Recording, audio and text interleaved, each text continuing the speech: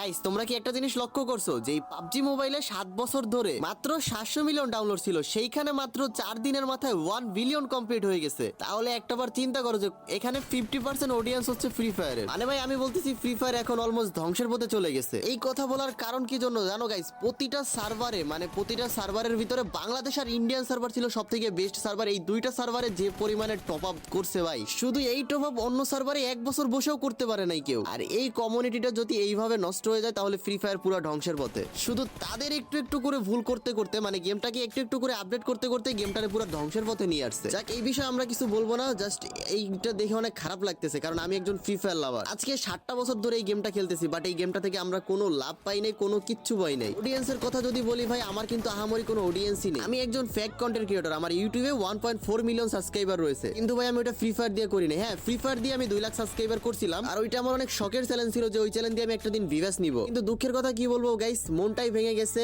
And ফ্যামিলিতেও খুব pressure ছিল, যেই কারণে আমার শখের চ্যানেলটা বিক্রি করে দিলাম। যাই হোক গাইস, এইসব কথা এখন আর বলতে চাই না। তোমরা যারা ওল্ড ফ্রি ফায়ারকে ভালোবাসো তারা হ্যাশট্যাগ দিয়ে ওল্ড ফ্রি ফায়ার